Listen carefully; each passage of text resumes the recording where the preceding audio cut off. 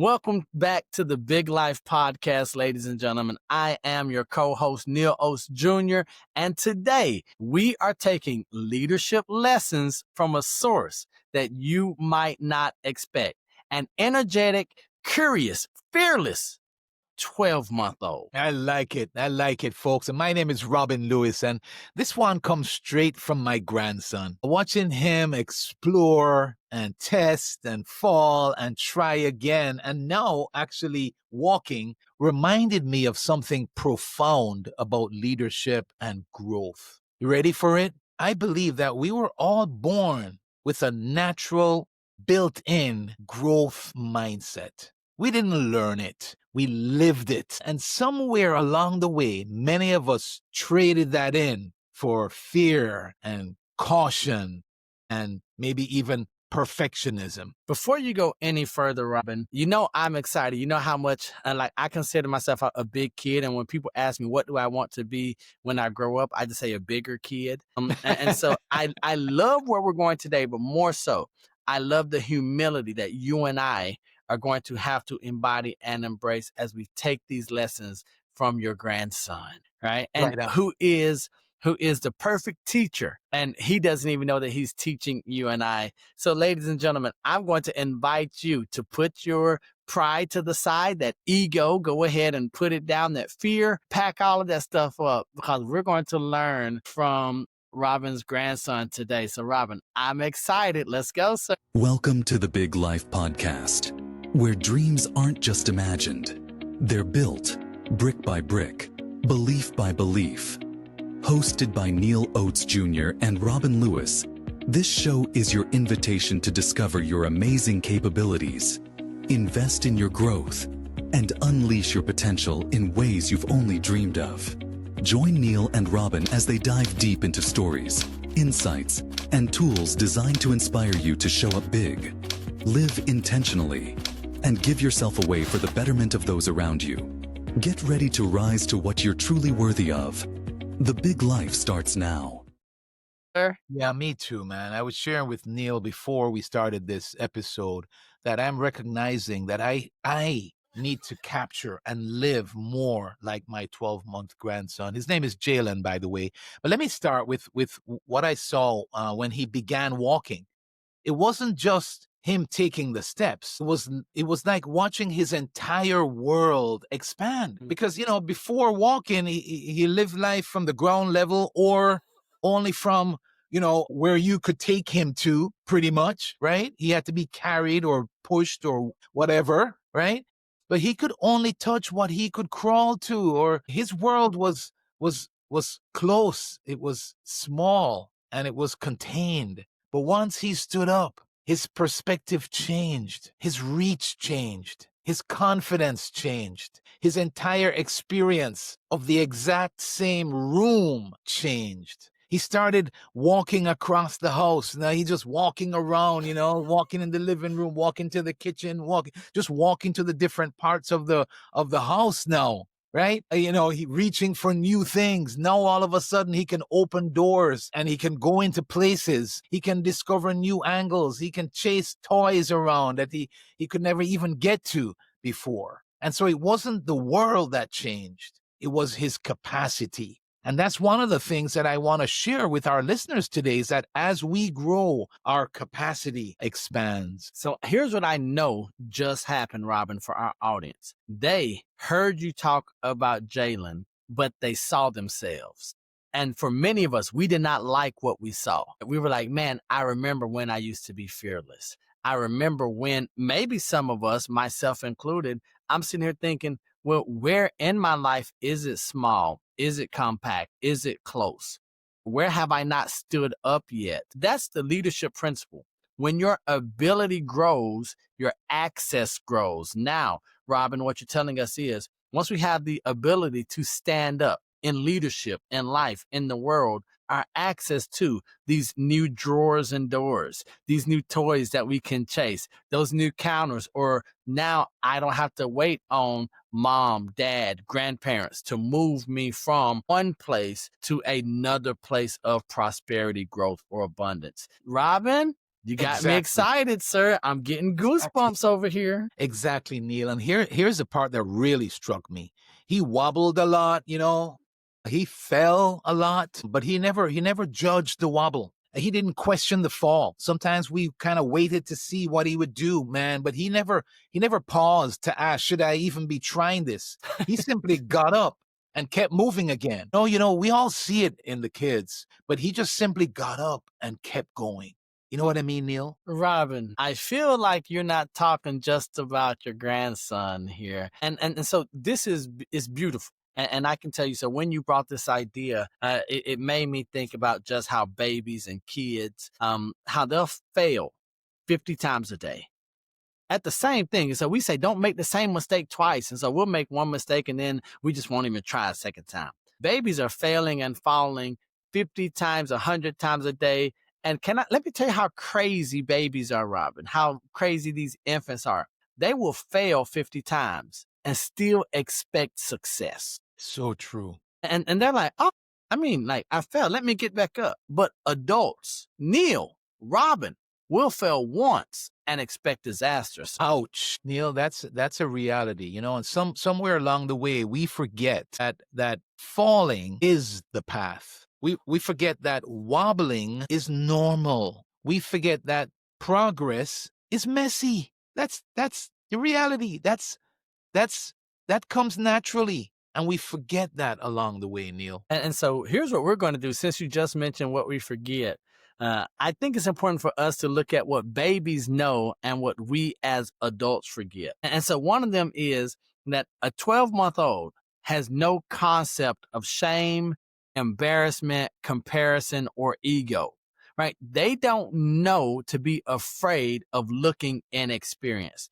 They aren't concerned with, if I fall, my mom is going to talk about me. If I stumble, if I pull this thing down as I try to stand up, someone's going to say, I wish she would just quit. Man, Neil, that's so powerful. And it's hitting me in between the eyes as I hear you say it. I think it's one of the greatest leadership killers. Adults are terrified of being seen learning. Stop, Robin. Stop. We want to come out polished. Go ahead. I'm going to let you go. It's true. I'm like Kanye. I'm going to let you finish, but yeah, we're afraid of that. It's true. It's good to pause, man. But here to our listeners, you can't grow if you won't let yourself look like you're grown. Yeah, that might sound so simple, but remember it. You can't grow if you won't let yourself look like you're growing. Think about it. The babies, they crawl, right? They a little bit. Mm-hmm. Then they try to start getting balance. It might take a step. It's a process that we have been through now here recently. So it's fresh in my mind. And then that step might turn into a walk where, okay, they take one or two steps and then kind of fall into you. That's how Jalen started. He would take a step and then as he's coming forward, he's falling into you, and then now he's all over the place, right? All through experimentation. Adults want to jump straight to mastery without the messy middle, the messy in between. Neil, I think of an example of that is public speaking. Let's go. Allow the fear of what others might think or what we might say or how it might come out or whatever, what we might do while we're up there that we don't even try it. And the truth is that we're going to be wobbly. The people who you see, I'm talking to our listeners, the people who you see and consider to be a great public speaker didn't start there. They went through the mess. Neal Oates Jr., can you speak to that a little bit? I mean, you're a great communicator. You've gotten awards. You're being invited all over the place to speak. Can you speak to that? Absolutely, 100%. So the first thing that I tell everyone is that every expert was once a beginner. And so we believe that about other people. Be like, okay, but what did they do? There had to be a point in their life where divine intervention and the heavens opened up and God came down and just granted them with this gift or talent, right? But every expert was once a beginner. But then my mind always goes back to what our mentor, Dr. John C. Maxwell, says, is that I know you want what I have, but are you willing to do what I did? And so we talk about Dr. Maxwell now as the author of all these books and how many leaders that he has impacted.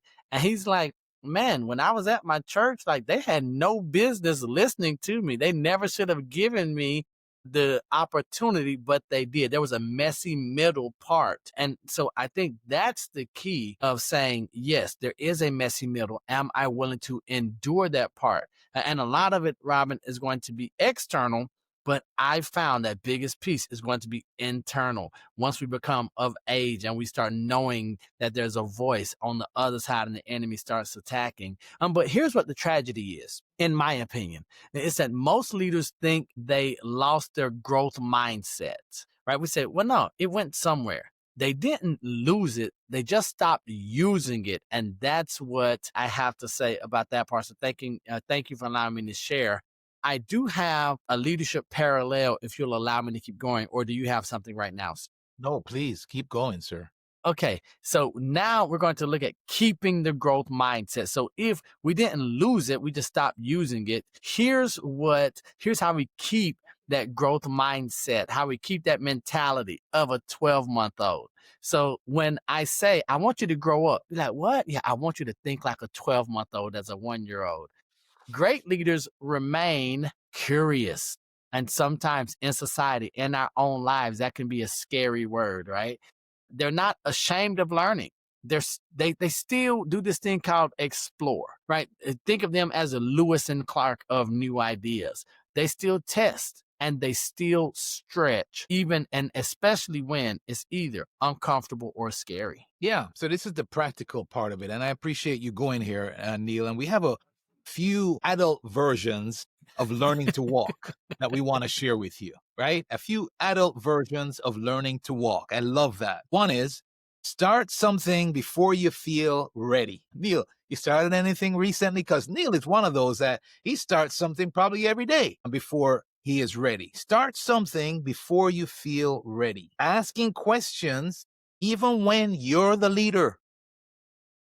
It's okay for the leader to ask questions, letting yourself look inexperienced. I struggle with that. Sometimes I Yeah. hesitate to ask a question because of fear of what it might look like. Wow, I can't believe Robin doesn't know that yet. So that's an adult version of learning to walk, letting yourself look inexperienced.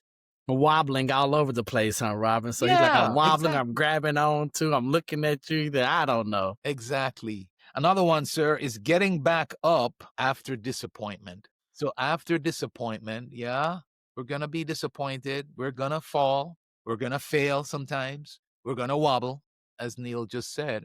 But get back up after disappointment. That's a version of learning to walk. And then saying, I don't know yet, but I can learn it, is another version of learning to walk. So, Robin, as I hear you say that, once again, you know the way my mind works. I'm like, yeah, Robin, but I don't want to wobble. I don't want to look inexperienced. I don't want to get back up after disappointment. And so then I have to talk to myself about what's the consequence of that. What type of leader do I become if I'm unwilling to do that adult version of learning to walk? And what I think about is that if I'm that leader, then if I'm that leader who resists wobbling, that means that I'm that leader that never reaches walking. So leaders who resist walking, we never reach running. And so I'm saying, well, I don't want to do the hard work, the embarrassing stuff, the stuff that's going to break my ego, break my self-esteem from the outside in, right? But I want to walk, but I never get there. And so what hope can I ever have of running? And so really quickly, if I can give a quick story, Robin, I was playing golf with I wasn't playing golf. I was having a conversation with a guy. Actually, we were having a conversation with a guy who got frustrated over his golf game, but he never practiced golf, right? And so he's like, I get out there and I play and I'm frustrated at the results that I get, but I haven't put the work in. I haven't learned how to walk. I have not stumbled. And so that's what I think about as a leader. If I haven't put the work in and been willing to wobble, willing to hold on, willing to sort of fall a few times. And how can I ever expect to run or be good at this thing later on in life? Hey, man, it's so true. That's a great example. And it's a pattern that we've had, this idea of wobbling before walking, or wobbling before playing golf, right? It's the same pattern that we had at 12 months old. It's the same pattern. Jalen is not the exception. Jalen is the norm. Well, what happened is we just stopped practicing it. That's what I want our listeners to hear. I believe if we can catch this, get a hold of this, what we're sharing with you today, it can transform your life, right? You just need to wobble a little bit more. You with me? And I love to share the story, Neal. I actually have it written down here, the Ben Carson story. Ben Carson developed a habit that opened his world. I mean, amazingly. I'm going to share some of that here to our listeners. It's a story that I've always loved because it mirrors this exact principle that we're talking about. Growing up in Detroit, he was failing in school. He was struggling with things like anger. He almost had no confidence whatsoever until his mother told him and his brother that they were going to start reading, and they were going to start reading 2 library books every week. 2 library books every week. And that became his version of learning to walk, right? And just like my grandson, Jalen, they started discovering new angles in a room. Books opened up new angles in Carson's mind. It gave him new vocabulary, new imagination, new understanding, new confidence. And it didn't just change his grades, it changed his direction. And here's the part that blows me away every time, folks. Ben Carson went from being mocked as the worst student in the class to becoming one of the most respected neurosurgeons on earth to today. He graduated from Yale, then from the University of Michigan Medical School. Then he joined Johns Hopkins, and at just 33 years old, he became the director of pediatric neurosurgery. You hearing me? The worst in his class, the worst student in the class, to the director of pediatric neurosurgery, one of the youngest ever, by the way. And then he performed a surgery that the world had never seen done successfully. He did the first separation of conjoined twins attached at the back of the head. This is a man who started out angry, discouraged, academically behind, and became a surgeon trusted with the most delicate procedures in modern medicine, all because of one new discipline, and that was of feeding his mind. What an amazing story, Neal. Robin, when you say amazing, it's convicting for me. If I think about one of the greatest neurosurgeons in the world starting wobbling, and I do want to say, we have to thank Mama. We have to thank Mama Ben Carson, right? Yeah, right on. Because if she does not say, hey, we're going, like, son, baby, you've got to get back to wobbling and walking. Let's starting this thing. Then we don't have one of the greatest minds that ever existed in his space. And so he went from a struggling student to world-class surgeon, all because of one consistent habit. Robin, he reinforced this thing called resilience, and I'm going to try to walk and fail and walk and fail. And this is so perfect for the time of the year that we're recording and releasing this episode, but then also is perfect for the conversations that you and I have about the process, right? How you have to test and fail and do a reiteration and try it again and then come back. And so this is beautiful timing, because I know that while the audience is benefiting, that this episode is an episode that God especially ordained for me to receive today as well. Right on, Neal. And I love the how you highlighted his mom, who was a single mom, by the way, and who struggled, worked several jobs just to try and put food on the table. So they came from very humble beginnings. But I love the way you honored parents. And if you're a parent today, I want you to consider what you can do to help your children to grow and to become all that they can be. I'm so proud of Jillian and Eric, Jalen's parents, because they read they read to him every night right now. So he loves looking at the books, and he's already reading, Neal. He's already reading. And what a great habit that they can help for him to grow up with. And the principle is the same for all of us, Neal. That's what we want to encourage our listeners with today. Growth unlocks access, right? Movement expands your world. And so one new discipline can redirect your future. Just like a 12-month-old learning to walk, Ben Carson learning to read opened up a whole new world for him. Robin, every time I think that we have recorded the best episode that we could ever record, this podcast, the Big Life Podcast, meets me exactly where I need to be met. And so, as we always do, we like to make this thing simple enough for a 5-year-old. So you talk about breaking this down to a 12-month-old. I'm breaking it down to where it's the simple things. We want to make this applicable. And so let's make this personal for our listeners, for our audience, and really for each other. Here are 3 reflection questions. 1, where have you stopped exploring? Where did you settle for safety instead of growth? Right? So maybe we're that kid, and this does not happen, where we fail once and we just folded our arms and said, well, that's it. I'm just going to be carried for the rest of my life. So that first question, where have you stopped exploring? Number 2, where do you need to start wobbling again?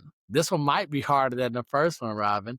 What new skill, habit, or step requires courage right now? So That's good.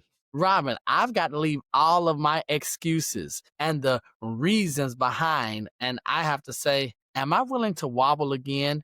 Maybe in public sight? And then number 3, what one small step would open up a new world for you? And here's what I said, Robin. I didn't say 10 steps, just 1. What's that one step that might open up a new world for you? I love that, Neal, because you don't need a strategic plan to grow. Right? Stop right there. Hold on. So That's what we're saying. are you telling me that Jalen does not have a 15-step plan for walking? Come on, right? You just need motion. You know, I just saw a video my daughter sent me this morning, just before we recorded this episode, of him sitting in the, oh, Neal, what's that thing they put? Mulch, not mulch, but similar to mulch, right? It's a dark colored mulch, and he's just sitting in it, and he's just playing with it, throwing up in the air, clapping his hands with it. And, you know, the point is, that's a form of him learning the environment. Mhm. You just need motion. You just need willingness. You just need the courage to take one wobbly step, and that will lead you to growth. Right, Neal? That's what you're saying. That's right there. So we keep talking about Jalen. And so, Jalen, we love you. We can't wait to see what else you're going to teach us through Granddad and just through the life that you're living. But Robin, now I want to get personal. I'm going to get in your business because I just love learning about you, and you are that transparent spirit. What's the biggest personal lesson? And we don't want theory. We don't want ideology, right? What's the biggest personal lesson that your grandson has taught you? Man, it's such a good question, Neal. And honestly, I think the thing that I've learned, or I'm learning, is that every major level of my life has come after a season of wobbling. That's the reality. When I look back at things, everything, single major level of life has come after a season of wobbling. Every breakthrough required some sort of awkwardness, being outside of my comfort zone first before the breakthrough came. And every new chapter required a beginner's mindset. Every new chapter required me to say, listen, I don't know this, and the only way I'm going to know this is to learn, step out there, take a step. Here's the truth for me, and maybe for someone listening to us today. Growth doesn't feel confident at first. It feels clumsy. And Neal, if I can be transparent with our listeners, I kind of shared it with you before we jumped on this call today also. It's helping me to recognize that I need to be doing that more, because I'm even reserved in that process, my friend. So one of the things is helping me to see is I need to actually get back to being just like a 12-month-old. and just start wobbling and getting back up and wobbling and getting back up and learning and recognizing that I'm inexperienced in those areas of my life. And the only way that I'm going to get there is by wobbling again. And so I need to be doing that even more now. Right. As I shared it with you, Neal, I acknowledged, and I want to do it publicly here. You're a guy that does that. I'm always hearing you doing different things. The other day you recently told me about something that you heard somebody shared that they were doing. And next thing I know, next week, you're doing it. And that's what it's all about. And I need to even get better at being that person that's doing that on a daily basis. Thank you for asking. So Robin, on that, I heard you talk about that sometimes when you're trying to grow that it feels clumsy. And that's how I feel like I live a clumsy life. So, and here's the hard thing. As someone who wants to be in the public light and have my bow ties on and be put together and make sure I always look and feel like I'm in control, here's what I've learned about the growth. That a lot of times through life, I'm stumbling through life. I heard a quote, and I apologize for not knowing who said it. It says, "I still stumble. I've just learned to make it a part of the dance." Right. And I so love with that, when I think about feeling clumsy as we grow, I think that being clumsy is evidence of courage. Right. Clumsy is momentum. Clumsy is movement. And so a lot of times people say, well, do you see how he's over there struggling and he's doing this? But I'm like you said, it's just movement. And so it is that movement that has moved me into bigger, better rooms, environments, and opportunities that stagnation never would. Yeah, that's so true, man. And when we take steps, when we move, it expands our world. Movement is what expands your world. When you step through one door, other doors open up. I literally saw that with my grandson as he started walking. When you take those steps, the world expands, just like a 12-month-old. And so, start wobbling, discover the power of walking. The more that we learn, Neal and I, we've grown together even as we have co-hosted this podcast, and we've taken steps. We've wobbled, but we've taken steps, and our world has expanded, and that's what we want to encourage you with. Thank you, listeners, for allowing me to share a little bit more about my grandson. That warms my heart, even just talking about him like we did today. But I hope the lessons that we have shared from that has added value to your life. Neal and I really believe that this can transform your world if you can just start taking those steps of wobbling. Absolutely. Ladies and gentlemen, if this episode encouraged you, we're going to ask and encourage you to share it with someone who needs to remember that wobbling isn't weakness, that wobbling is actually growth. Right on. So listen, you were born with a growth mindset. Remember that. You didn't lose it. You just maybe stopped using it, and it's time to bring it back. That's the point. You still have it there. We have to be intentional. You've heard us use that word because as we become adults, we allow things to get in the way. Fear of what others might think, fear of how we might look, just the mere fact of falling, getting hurt sometimes it might be. But whatever it is, we've stopped using it because we've allowed things like that to get in the way. And what we're encouraging you to do is that it's time to bring it back. Right, Neal? Absolutely. And this may be a lie, but I did just get a text from Jalen, and he said, Granddad, you know that when you're recording this, when we release this, the holiday season is going to be right around the corner. So hopefully you're going to take care of the philosopher Jalen for the holiday, knowing that he is teaching us life lessons, that he has given us the gift of leading by example. So if whatever gift is under that tree, Robin, make sure that it comes from Neal, that it comes from the Big Life Podcast team, and that it comes from our audience and our viewers. And then we'll just cash app you the money on the back end, but make sure that Jalen is loved, that he's taken care of, and that he knows that he really is making a difference out here for us by being the leader, even unknowingly. So make sure you share your love with Jalen, his parents, because they've made us better this week, sir. Amen. That's all I need is another reason, brother. Thank you. All right, ladies and gentlemen. So until next week, keep growing, keep stretching, keep living the Big Life. Make sure you subscribe, turn notifications on so that you never miss an episode. Who knows who we're going to talk about or what we're going to talk about next week? Robin and I, we aren't even aware yet, but here's what we do know. We know that God loves you. We love you, and there's nothing you can do about it. And until the next time we see you or you see us, we're right there with you. Peace. Peace. Robin,